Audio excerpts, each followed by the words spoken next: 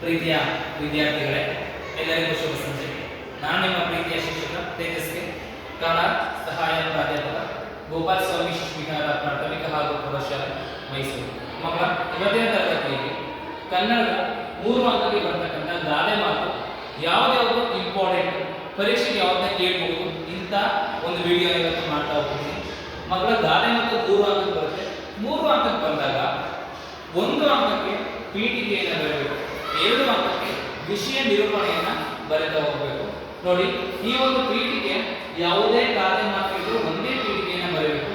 ಪೀಠಿಕೆಯನ್ನು ಬರೆದ್ರೆ 1 ಅಂಕ. ಸರ್, ನಮಗೆ ಗಾದೆಗಳು ಗೊತ್ತಿಲ್ಲ, ಕಷ್ಟ ಆಗುತ್ತೆ, ಅಟ್ಲೀಸ್ಟ್ ಪೀಠಿಕೆಯನ್ನು ಬರೆದು 1 ಅಂಕ ಸಿಗುತ್ತೆ. ಇದು ಸ್ಲೋ ಲರ್ನರ್ಸ್ ಗೆ ಹೇಳ್ತಾರೆ. ಅಟ್ಲೀಸ್ಟ್ ಪೀಠಿಕೆ ಬರೆದು 1 ಅಂಕ.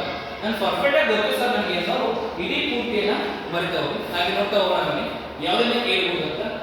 ಪೀಠಿಕೆ ಗಾದೆಗಳು ವೇದಗಳಿಗೆ ಸಮಾನ.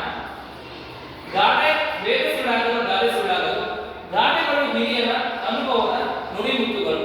ನೋಡಲು ವಾಮನ ನಂದಿದ್ದರು, ಅರ್ಥದಲ್ಲಿ ತ್ರಿವಿಕ್ರಮನಂತೆ ಎಂಬ ಮೇಲಿನ ಗಾದೆಯು ಪ್ರಸಿದ್ಧಿಯಾಗಿದೆ ಅಂತ ಬರುತ್ತೆ. 1 ಅಂಕ ಸಿಗುತ್ತೆ. ನೋಡಿ, ಇಂಪಾರ್ಟೆಂಟ್ ಗಾದೆಗಳಿಗೂ. ಕುಂಬಾರನಿಗೆ ವರ್ಷ, ದೊಣ್ಣೆಗೆ ನಿಮಿಷ, ತಾಳಿದವನು ಬಾಳಿಯಾನು, ಮಿಂಚಿ ಹೋದ ಕಾರ್ಯಕ್ಕೆ ಚಿಂತಿಸಿ ಫಲವಿಲ್ಲ, ಆಳದ ಬಲ್ಲವನು ಅರಸನಾಗಬಲ್ಲ, ಮನಸ್ಸಿದ್ದರೆ ಮಾರ್ಗ, ಆಪತ್ತಿಗಾದವನೇ ನೆಂಟ, ತುಂಬಿದ ಕೊಡ ತುಳುಕುವುದಿಲ್ಲ, ಮಾತೆ ಮುಟ್ಟು ಮಾತೆ ಮೃತ್ಯು, ಹೆತ್ತ ತಾಯಿ ಹೊತ್ತ ನಾಡು, ಸ್ವರ್ಗಕ್ಕಿಂತ ಮಿಗಿಲು. ಇದು ಇಂಪಾರ್ಟೆಂಟ್ ಆಗಿರ್ತಕ್ಕಂಥ ಗಾದೆ ಮಾತುಗಳು. ಇದನ್ನ ಚೆನ್ನಾಗಿ ಅಭ್ಯಾಸ ಮಾಡಿ, ಚೆನ್ನಾಗಿ ಓದ್ಕೊಳ್ಳಿ. ಒಳ್ಳೆಯದಾಗಲಿ.